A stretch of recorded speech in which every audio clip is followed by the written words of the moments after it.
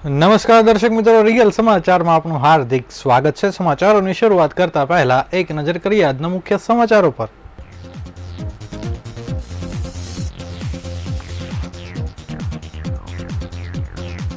ઉધનામાં હાઈકોર્ટના ઓર્ડર બાદ પાલિકાએ શાળા સીલ કરી 917 વિદ્યાર્થીઓનું ભવિષ્ય અંધકારમાં।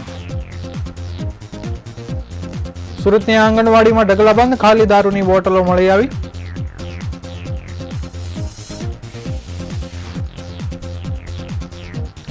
ઝાંપા બજારમાં વર્ષો જૂનું જર્જરિત બંધ મકાન ધરાશાયી થતા ભયનો માહોલ સર્જાયો।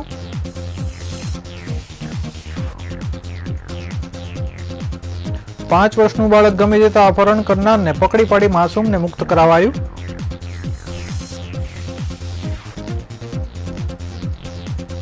દક્ષિણ ગુજરાતમાં ડાંગરનો પાકના ભાવ નીચા જતા ખેડૂતો મૂંઝવણમાં મુકાયા।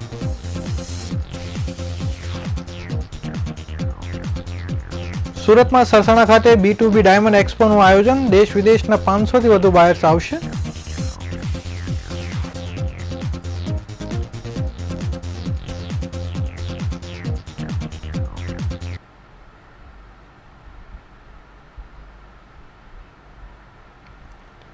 સમાચારો વિગતવાર જોઈએ। 35 વર્ષ પહેલા સોસાયટીના કોમન પ્લોટ પર બનાવવામાં આવેલી ગ્રાન્ટેડ મરાઠી શાળાને હાઈકોર્ટના ઓર્ડર બાદ ઉધના ઝોને સીલ મારવાની કાર્યવાહી કરી છે, જેના કારણે છેલ્લા એક મહિનાથી આ તમામ વિદ્યાર્થીઓ પોતાના ભવિષ્યને લઈ ચિંતામાં છે। આ વિદ્યાર્થીઓ કઈ રીતે ભણશે એ મોટો પ્રશ્ન છે। ગ્રાન્ટેડ શાળાના વિદ્યાર્થીઓને અન્ય શાળામાં મોકલવા માટે હાલ શિક્ષણ વિભાગે જણાવ્યું છે, પરંતુ ચાલુ સત્રમાં કઈ શાળામાં મરાઠી મીડિયમના વિદ્યાર્થીઓને એડમિશન આપવામાં આવશે એ અલગ સમસ્યા છે। સુરત શહેરના ઉધના વિસ્તારમાં આવેલ મરાઠી મીડિયમ છત્રપતિ શિવાજી હાઈસ્કૂલના વિદ્યાર્થીઓ છેલ્લા એક મહિનાથી ભણતરથી વંચિત છે, જેની પાછળ કારણ છે કે શાળા એક મહિનાથી બંધ છે। ઉધના ઝોન અધિકારીઓ તેને સીલ કર્યા છે, પરંતુ સુરત શહેરના તમામ શાળાઓનો હાલ નવું શૈક્ષણિક કાર્ય શરૂ થઈ ગયું છે। ઉધનાની ગ્રાન્ટેડ શાળા હજુ સુધી શરૂ થઈ નથી। ઉધના જલારામ ખાતે છત્રપતિ હાઈસ્કૂલ છેલ્લા 35 વર્ષથી ચાલી રહી છે, પરંતુ સોસાયટીના કોમન પ્લોટ પર બનાવવામાં આવેલી શાળાનો વિવાદ સર્જાતા છેલ્લા એક મહિનાથી આ શાળા બંધ હાલતમાં છે। કોમન પ્લોટ પર શાળા બનાવવામાં આવતા કોમન પ્લોટ ખાલી કરાવવા માટે સોસાયટીના લોકો હાઈકોર્ટ સુધી ગયા હતા। 2 વર્ષ પહેલા કોર્ટે સોસાયટીના તરફેણમાં આદેશ કર્યો હતો અને ત્યારબાદ ઉધના ઝોન તરફથી સીલિંગની કાર્યવાહી કરવામાં આવી હતી। હવે બાળકોનું ભવિષ્ય શું તે અંગે પ્રશ્ન ઊભો થયો છે। સોસાયટી અને શાળાના ટ્રસ્ટીઓ વચ્ચે વિદ્યાર્થીઓ પીસાઈ રહ્યા છે। છેલ્લા એક મહિનાથી 1000થી વધુ વિદ્યાર્થીઓનું ભણતર બગડી રહ્યું છે, જ્યારે ટ્રસ્ટીઓ કોઈ યોગ્ય સ્થળે બાળકોને ભણવા માટે સ્થળાંતર પણ કરતા નથી। હાલ વાલીઓ સહિત વિદ્યાર્થીઓ શાળા શરૂ થવાની રાહ જોઈ બેઠા છે, ત્યારે શાળાના સંચાલકો શાળા શરૂ થવાના માત્ર વાયદા પર વાયદા જ કરી રહ્યા છે।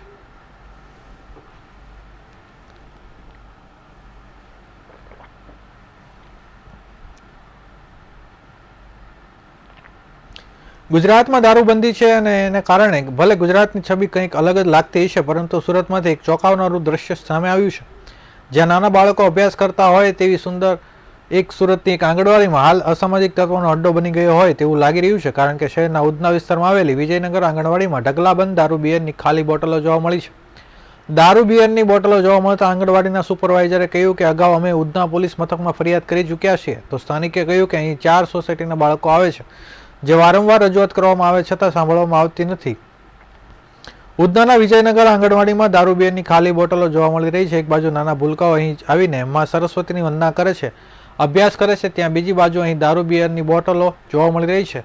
દારૂની પોટલી, દારૂની બોટલ, બિયરની ટીન જોઈને ચોક્કસથી કહી શકાય છે કે અહીં રાત્રિના સમયે કઈ રીતે અસામાજિક તત્વો આવે છે અને દારૂની મહેફિલ માણે છે।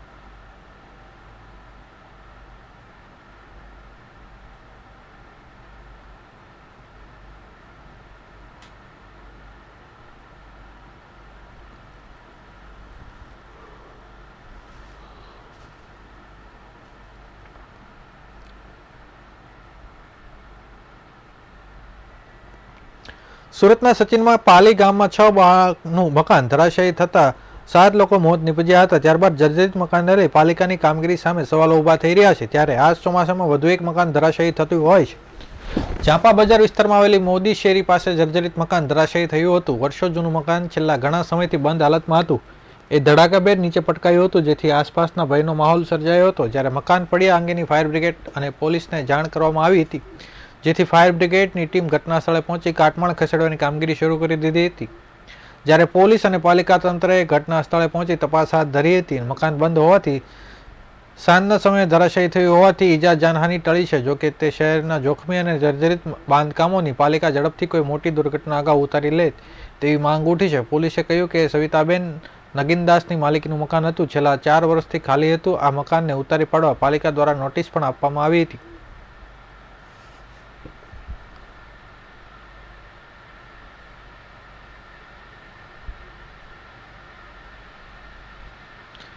સુરતના કતારગામમાં ભંગાર વીણતા શખ્સે 5 વર્ષીય બાળકનું અપહરણ કર્યું અને માતા પિતાએ ફરિયાદ આપતા પોલીસ દોડતી થઈ ગઈ હતી.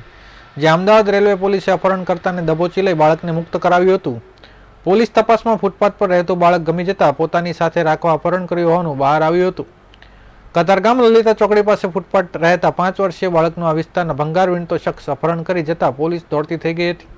અમદાવાદ રેલવે પોલીસની મદદથી કતારગામ પોલીસે અપહૃત બાળકને મુક્ત કરાવી 32 વર્ષીય અપહરણકર્તાને દબોચી લીધો હતો. ઉત્તર પ્રદેશની વતની 30 વર્ષીય વિધવા તેની 6 વર્ષની પુત્રીને 5 વર્ષના પુત્ર સાથે થોડાક મહિના પહેલા સુરત રહેવા આવી હતી. મજૂરી કામ કરી પેટીયું રોળતી આ મહિલા લલિતા ચોકડી પાસે ફૂટપાથ ઉપર બંને બાળકો સાથે રહેતી હતી. 7 જુલાઈએ બપોરે 5:01 વાગ્યાના અરસામાં 5 વર્ષીય પુત્ર ગુમ થયો હતો. મોડે સુધી શોધખોળ કરતા તેમ છતાં પણ તે નહીં મળતા કતારગામ પોલીસને જાણ કરાઈ હતી. પોલીસની ટીમે સીસીટીવી ફૂટેજ ચેક કરતા બાળકનું અપહરણ કરનાર શખ્સ અહીં ભંગાર વીણતો હોવાનું અને તે આ બાળકને પોતાના મોબાઈલ ફોન રમવા આપતો હોવાનું તથા ક્યારેક નાસ્તો પણ કરાવતો હતો. ત્યારે સદભાગ્યે આ શખ્સનો મોબાઈલ નંબર પોલીસને મળી આવ્યો હતો. પોલીસે મોબાઈલનું લોકેશન કઢાવતા તે અમદાવાદ તરફ જતી ટ્રેનમાં જતો હતો અને રેલવે પોલીસનો સંપર્ક કરતા બાળક મળી આવ્યું હતું. અમદાવાદ રેલવે સ્ટેશને ઉતરતા જ રેલવે તથા અમદાવાદના ઝોન 2ની સ્કોડ 32 વર્ષીય અપહરણ કરતા દીપક બાબુરાવ ઇંગળેને દબોચી લઈ બાળકને મુક્ત કરાવ્યો હતો.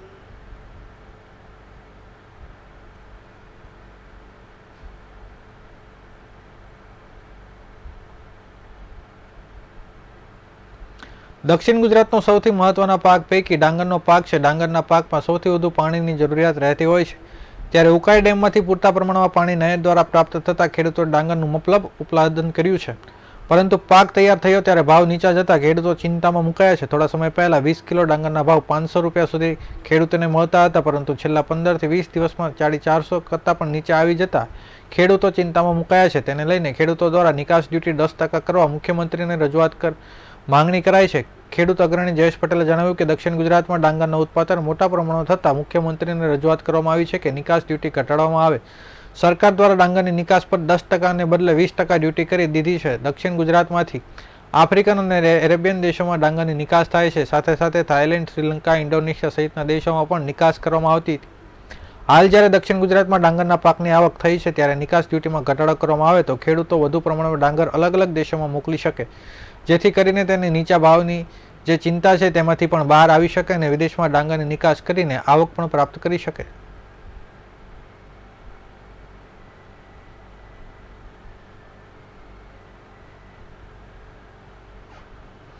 યુક્રેન અને રશિયાના યુદ્ધના વચ્ચે હીરા ઉદ્યોગ મંદીના સમયમાંથી પસાર થઈ રહ્યો છે. ત્યારે આગામી 12મી થી 14મી જુલાઈ સુધી સુરતના સરસાણા ખાતે B2B કેરેટ્સ ડાયમંડ એક્સપોનું આયોજન કરવામાં આવ્યું છે. આ એક્સપોમાં loose diamond, natural lab grown jewellery તેમજ મશીનરી, સોફ્ટવેર ટેકનોલોજીને મળીને 118 બૂથ પ્રદર્શિત કરવામાં આવશે. આ એક્સપો દેશ વિદેશના 500થી વધુ બાયર્સ આવશે.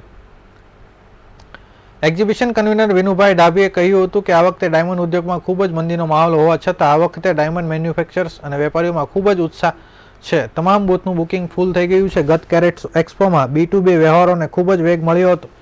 એક્ઝિબિટર્સને ખૂબ જ સારા વેપાર મળ્યો હતો. તેઓએ સુરત ડાયમંડ એસોસિએશન અને તેના દ્વારા થતા કેરેટ્સ એક્સપો પર વિશ્વાસ વધ્યો છે.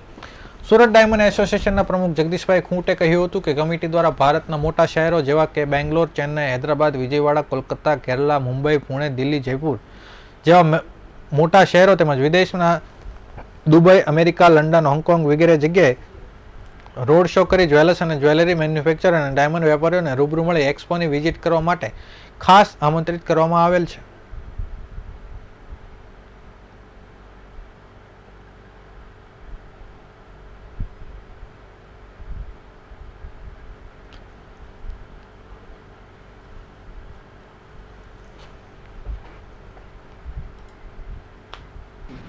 આજની પત્રકાર પરિષદનો મેઇન હેતુ સુરત ડાયમંડ એસોસિએશન દ્વારા કેરેટ એક્સપો 2024 એટલે આ અમારું 5th એડિશન છે એ કરવા એની સરથાણા ખાતે કન્વેન્શન હોલ તારીખ 12, 13, 14 જુલાઈના રોજ કરવા જઈ રહ્યા છીએ ત્યારે અમે ખૂબ ખુશીની લાગણી અનુભવીએ છીએ.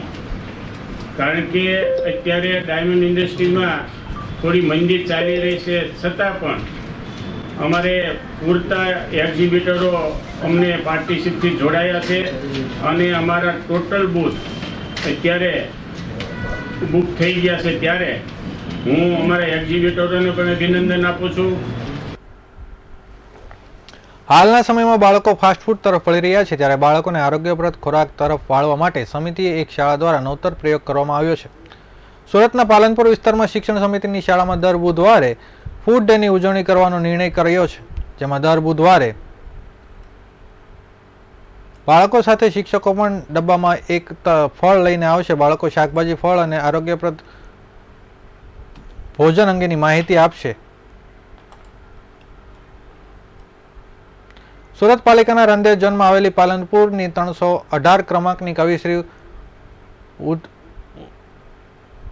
પ્રાથમિક શાળામાં વિદ્યાર્થીઓને હેલ્ધી ફૂડ માટે નવતર પ્રયોગ કરવામાં આવ્યો છે. શાળાના આચાર્ય વિજય જાંજુરિયા કહે છે કે આજના જમાનામાં બાળકો ફાસ્ટફૂડ તરફ વળી રહ્યા છે.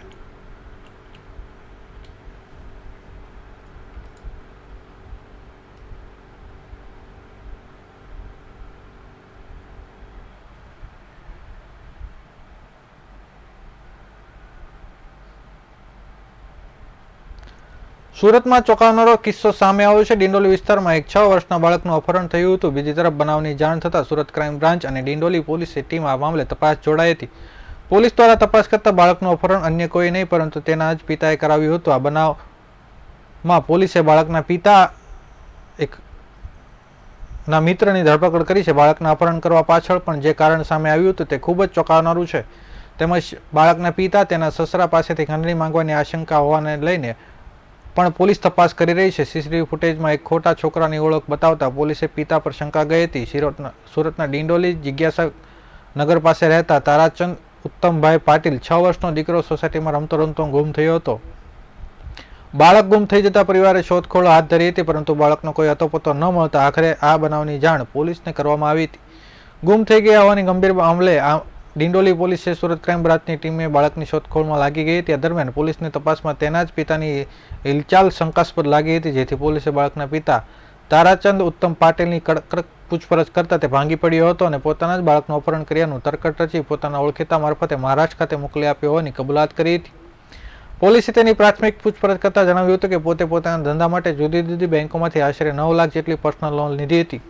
કોરોના કાળ બાદ ધંધાની દશા ખૂબ જ કથળી ગઈ હતી. પોતે તેમજ પોતાની પત્ની પર સતત બીમાર રહેતી હોય તેની સારવાર પાછળ ખૂબ ખર્ચ થયો હતો, જેથી પોતાના પિતા પાસે રહેવા જવાનું નક્કી કર્યું હતું, પરંતુ તેના નજીકના સાસુ સસરા પણ રહેતા હોવાથી તેની પત્ની રાજી થઈ ન હતી, જેથી પોતે માનસિક રીતે કંટાળી જતા પોતાની બહેન જ્યોતિ રવિન્દ્ર ઠાકરે તથા તેના મિત્ર કરણ મનોહર વાંકડે મારફતે પોતાના દીકરાનું અપહરણની યોજના ઘડી પોતાના બાળકને તેના મિત્ર કરણને સોંપી મહારાષ્ટ્ર ખાતે તેની બહેનના ગામ મોકલી આપ્યો હતો, જેથી બાળકના અપહરણ અંગે તેની પત્ની ઉપર નિષ્કાળજીનું બહાનું રાખી ત્યાંથી પોતાના પિતા સાથે તેમના ઘરે રહેવા જવા માટે માર્ગ મોકળો થઈ શકે.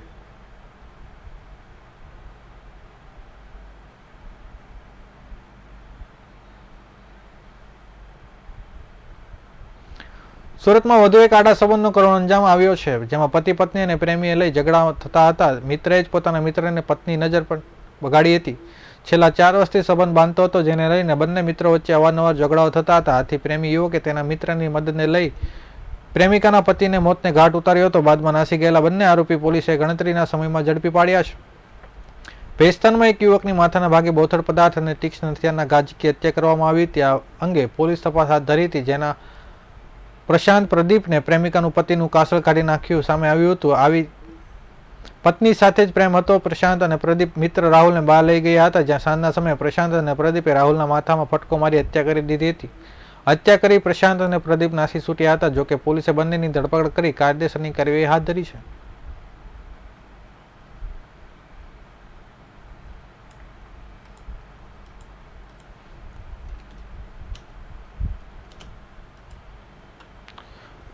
સમાચારો સમાપ્ત કરતા પહેલા ફરી એક વખત નજર કરીએ આજના મુખ્ય સમાચારો પર.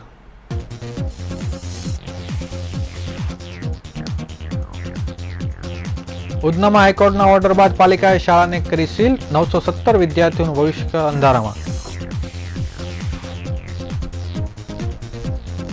સુરતની આંગણવાડીમાં ઢગલાબંધ ખાલી દારૂની બોટલો મળી આવતા ચકચાર.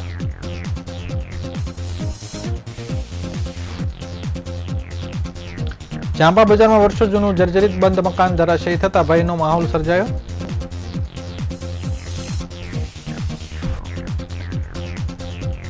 પાંચ વર્ષનું બાળક ગમી જતા અપહરણ કરનારને પકડી પાડી માસૂમને મુક્ત કરાવાયું.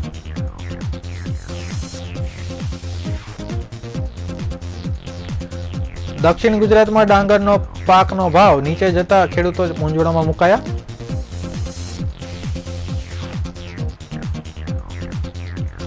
સુરતના સરસણા ખાતે B2B ડાયમંડ એક્સપોનું આયોજન, દેશ વિદેશના 500 થી વધુ બાયર્સ આવશે.